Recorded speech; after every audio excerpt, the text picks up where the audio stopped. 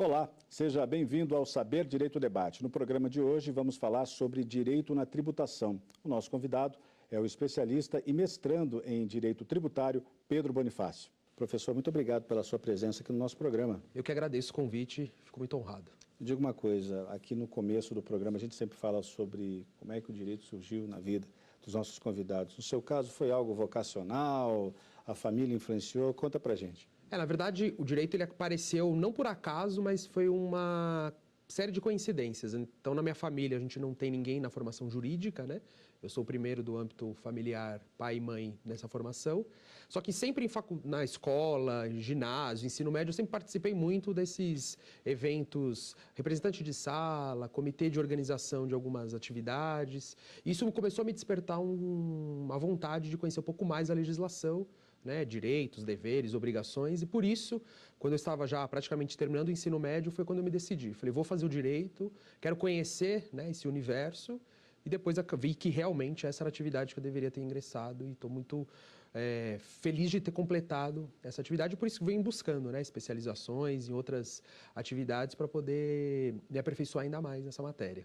Como é que o senhor avalia o seu período na faculdade? De que maneira os professores influenciaram, foram decisivos na sua formação? A escolha da atividade, né, do direito hoje que eu atuo, que é o direito público, foi na faculdade que eu verifiquei essa possibilidade. Né, os outros ramos, as origens mais clássicas, né, trabalho, penal, civil, era grande preferência. Só que nas aulas eu vi que o direito público me cativava de uma certa forma. Então, os professores têm uma influência direta nisso. Então, direito administrativo, direito constitucional. Tanto que quando eu fui fazer a prova da OAB, né, depois que você se forma e tem que seguir nesse caminho, foi um dos motivos que eu escolhi o direito tributário. Então, a graduação ela me ajudou muito a tomar essa decisão. Qual ramo dentro do direito, já que a gente tem, né, diversas possibilidades, o melhor me identificaria. E aí, durante todo o curso, né, durante toda a graduação, eu percebi que o direito público era algo que mais me interessava dentro da relação jurídica, né? E aí, por isso, ingressei. Algum professor foi um pouco mais influente nesse período? Não sei se dizer um nome assim, de um professor exclusivo, né? Mas eu acho que aqueles que se destacavam mais nessa área do direito público me deixou com um despertar, até porque se discute muito, né? Cooptaram. A intervenção do Estado, né, nos direitos particulares. Então, isso acabou me dando mais, chamou mais a minha atenção, né? E é claro que esse ramo ele acaba se misturando, né? Ele recebe influências dos ramos de direito privado, direito consumidor, mas o direito público eu vi que era uma atividade que eu queria mais me aprofundar, né? Então, na graduação, eu tive mais a certeza desse caminho. Mas já saiu da faculdade e foi atuar na área? No começo, na verdade, como eu trabalhava em empresa, né, então acabou tendo uma mutação natural. Então, quando eu escolhi o direito tributário na OAB, eu acabei ganhando mais conhecimento em razão da prova, né, e aí por isso comecei a trabalhar mais no direito tributário. E aí, com essa possibilidade dentro da empresa, eu percebi que realmente era um ramo que me interessava. E depois, atuando de forma autônoma, né, você acaba tendo com algumas parcerias, até em razão da docência, né, os alunos acabam querendo, né, esse conhecimento um pouco mais profundo, então eu acabei construindo meio que naturalmente esse ingresso dentro da área do direito público, né? Qual é o perfil ideal de um advogado que trabalha nessa área? Eu acho que, como qualquer outro ramo do direito, Dario, o grande objetivo que o aluno, né, a pessoa tem que ter é o estudo aprofundado da legislação. O direito público é um direito muito dinâmico, né? É uma legislação antiga, a gente está falando de uma legislação básica de 66, né, que é todo o Código Tributário Nacional. Então, você precisa conhecer bastante a legislação, principalmente as mudanças que a gente acaba tendo, né, o novo Código de Processo Civil, reformas que acabam se construindo com o tempo, né, reformas na legislação, que acabam impactando na tributação. Então, o grande perfil é aquela pessoa que busca. Eu lembro que no primeiro dia de aula, um professor de direito penal chegou na turma e falou, olha, quem escolheu o direito escolheu ser um estudante para o resto da vida, né? Naquele momento eu achei um pouco exagerada a expressão, mas hoje eu vejo que na profissão, né, como a gente já ultrapassa 1 milhão de advogados, é um requisito, acho que sine qua non, né, você buscar o aprofundamento da legislação de forma contínua dentro de qualquer ramo. E o direito público ele não é diferente nesse sentido, né? Como é a sua rotina no escritório? Hoje eu me divido, né, entre a rotina do escritório e a rotina da docência. Então, normalmente, pela manhã, à tarde, a gente se destina mais ao escritório. Então, aos atendimentos, às consultorias, né, que normalmente é o primeiro atendimento que a gente tem com os clientes. E depois o trabalho mesmo das petições. Então, normalmente de manhã a gente atende o cliente para identificar a demanda, fazer aquela consultoria e à tarde é onde a gente faz as petições. Dos benefícios do direito tributário, na minha visão, é que a gente não tem as audiências formais, né? Então, aquelas audiências de instrução, audiência de conciliação, ela não faz parte do universo do direito tributário. E hoje, com o peticionamento eletrônico, a gente consegue praticamente trabalhar dentro do escritório, não há necessidade de você sair dele. A não ser que você precise ir ao fórum, fazer um despacho com o juiz, alguma conversa mais pessoal.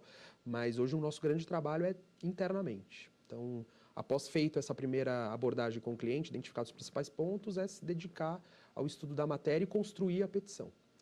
E à noite, as aulas, em razão da docência, que a gente acaba, de forma aí dupla, trabalhando nesse sentido. Em que tipo de ação o senhor atua? Quais são os casos em que os seus clientes mais procuram o escritório? Hoje a gente tem uma busca muito mais na fase de execução, né? Hoje o Estado ele vive um momento em que a empresa, por uma questão até econômica, né, social, acaba não conseguindo adimplir toda a sua obrigação tributária. Então, em razão disso, o Estado, também carente de receita, precisa usar seus instrumentos, né, suas ferramentas que ele possui para poder exigir o pagamento dessa dívida.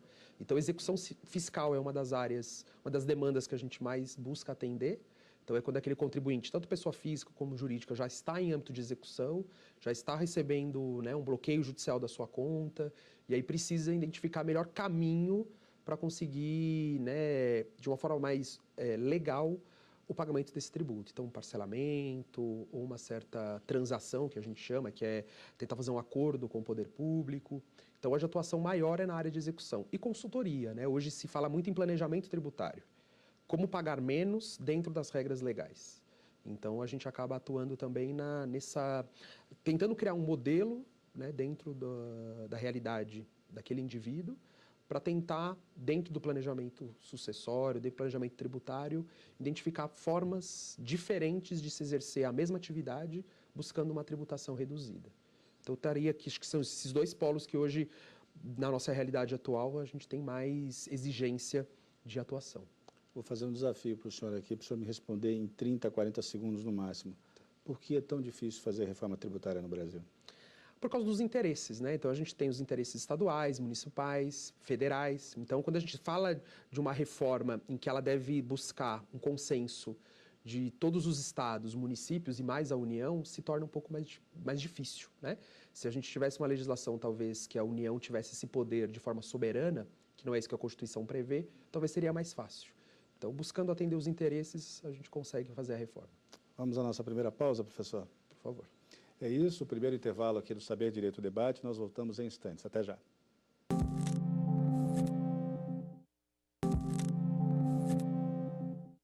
Estamos de volta com o Saber Direito Debate, que hoje recebe o especialista e mestrando em Direito Tributário, Pedro Bonifácio. Estamos falando de Direito na Tributação.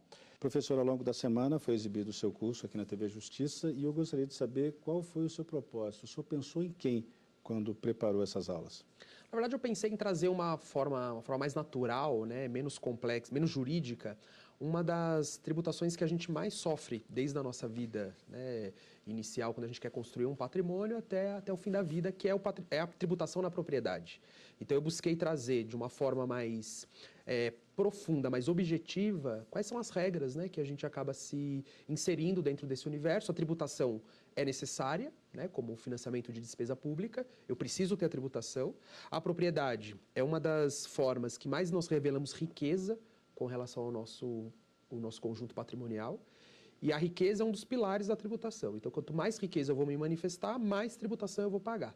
Então, a ideia foi trazer como que essa tributação vai acontecer, né? Quais são as regras jurídicas, o que o poder público tem como premissa, aquilo que nós podemos atuar em cima do planejamento, em cima de uma organização patrimonial, com a finalidade de cumprir o dever constitucional, que é a participação na arrecadação tributária, né? Pagar o tributo, e, ao mesmo tempo, cumprir as regras legais que hoje não são impostas, né? Então, vamos a esses temas, professor. Por exemplo, se paga tributo na entrega de um imóvel? se paga, né? Quando a gente fala sobre a transmissão, então a ideia da Constituição é tributar a propriedade. Quer dizer que o fato de doar para alguém, eu teria... Teria que, porque quando você está transmitindo a sua riqueza, você revela ao novo recebedor, ao donatário, né, que é quem recebe o bem, ou ao comprador, que agora a riqueza passa a ser dele. Então essa transmissão, esse evento de se transferir, né, a propriedade de um para outro, ela é tributada, né? Então, toda vez que você faz tanto uma doação, seria uma entrega gratuita, né, do bem, ou de forma onerosa, onde você tem aquele contrato tradicional de compra e venda, toda vez que você faz qualquer tipo de transmissão de bens, e aí, claro que melhor oneroso, né, que aí envolve valores a serem pactuados entre comprador e vendedor, será tributada essa transmissão. O conceito de propriedade pode ser alterado pelo direito tributário?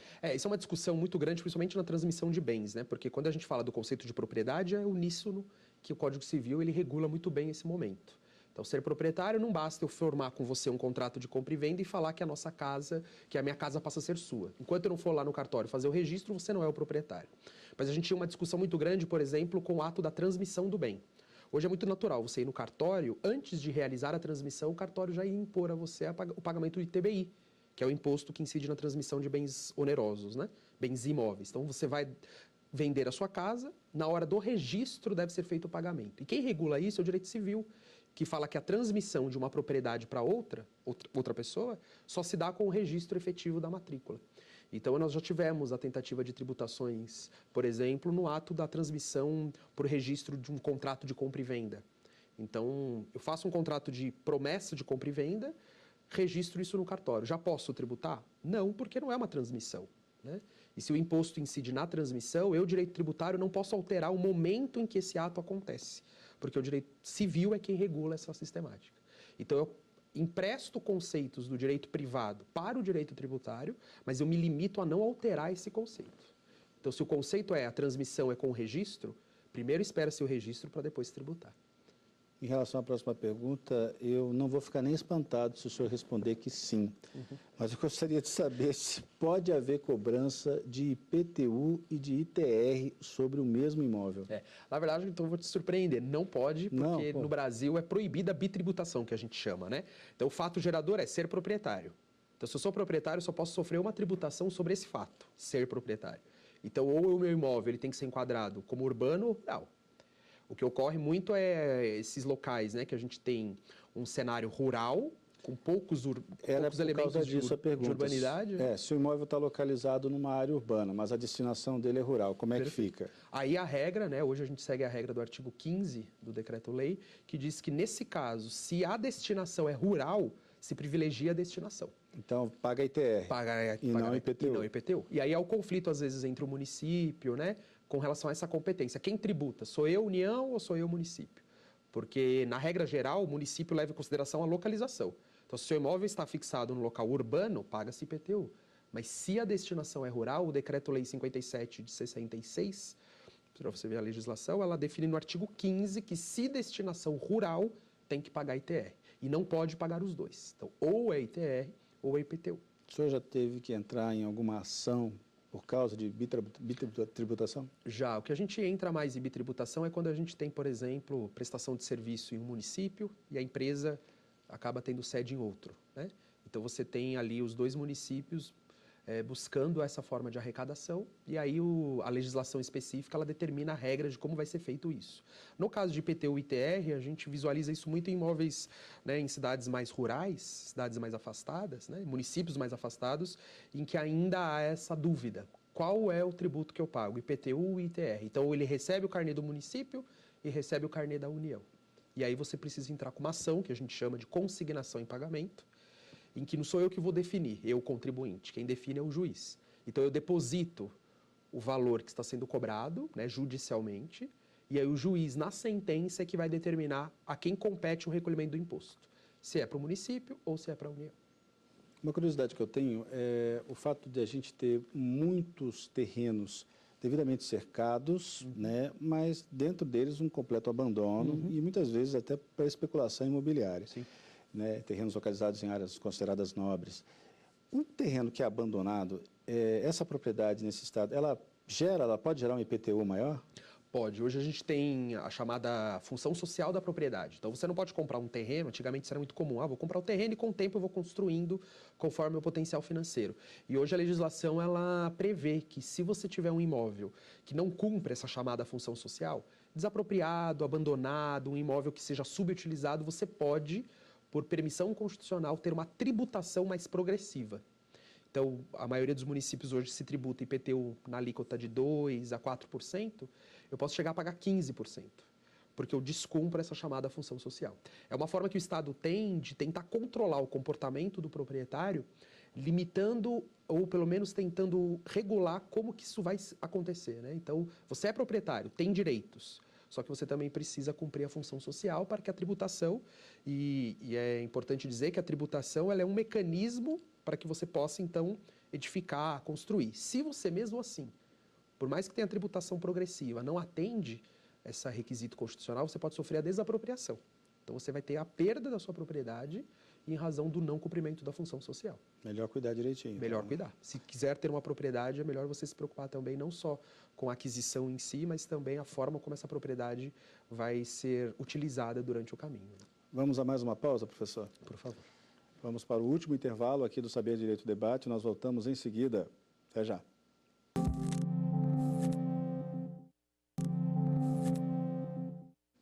O Saber Direito Debate está de volta hoje com o especialista e mestrando em Direito Tributário, Pedro Bonifácio. Nosso assunto é Direito na Tributação e agora é o momento da gente falar dos livros trazidos pelo nosso convidado.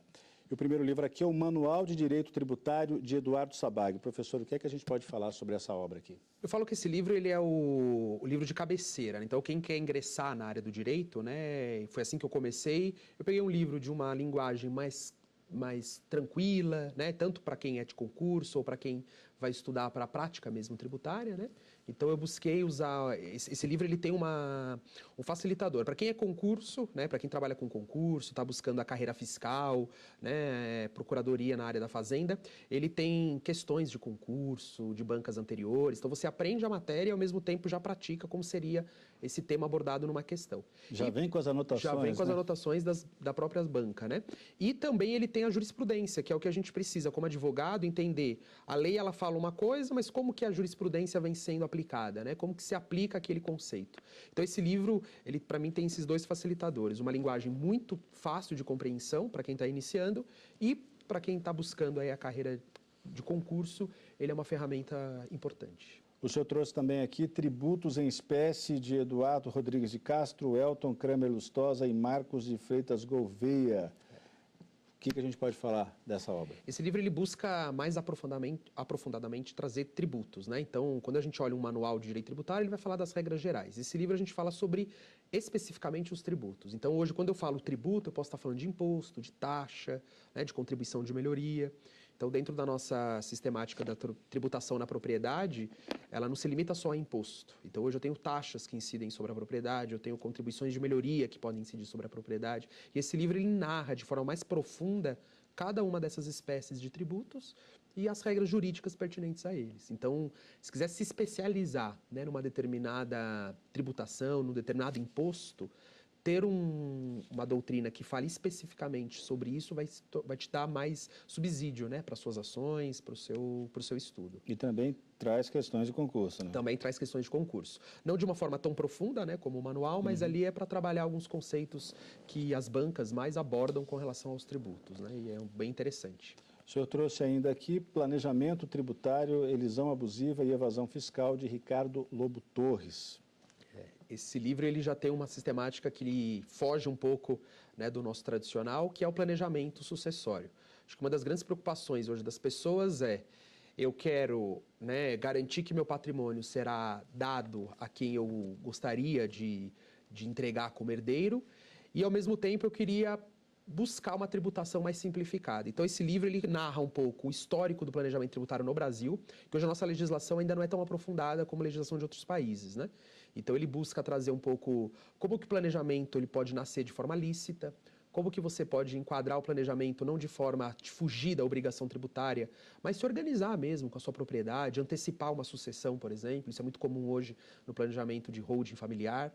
E a tributação, como isso pode se desenhar, né? Então, é um livro que te dá uma noção mais abrangente e específica sobre como se planejar e traz todo o histórico, né, de como o Brasil incorporou esse instituto dentro da nossa legislação atual. Então, é bem interessante. A gente ficou com algumas questões pendentes do bloco anterior, eu gostaria de fazê-las agora para o senhor. Sobre imunidade tributária, como é que ela funciona no caso das propriedades? Hoje a Constituição ela prevê algumas formas de propriedade que não serão alcançadas pela tributação. Então, a regra que até a gente comentou na aula é: praticou o ato, ser proprietário, paga. Mas em razão da função social que algumas entidades promovem no Brasil, alguns valores, né, ou cultura que essa entidade pode promover, a Constituição, por bem, preferiu não tributá-las. Então, hoje a gente tem a famosa imunidade das igrejas, que todo patrimônio, né, toda propriedade que esteja sendo exercida para atividade religiosa não sofre tributação.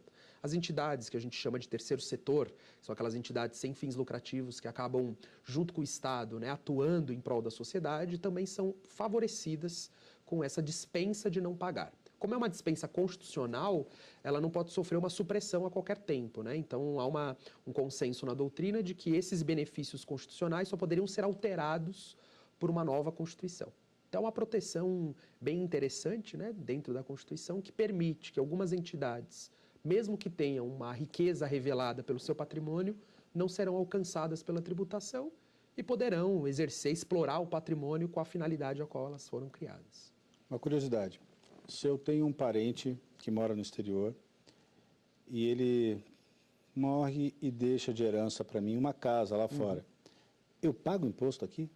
Hoje a gente tem esse lapso legislativo no seguinte sentido: a Constituição prevê essa possibilidade de se tributar bens recebidos por herança no exterior, mas ela determina que essa tributação se dará mediante uma lei, que ainda nós não temos no Brasil. Então, essa lei complementar que deve regular para qual estado vai esse tributo, né? Quem é que vai ter que pagar? Como que se dará essa tributação de forma específica, né? Como vou operacionalizar isso? A gente não tem essa lei.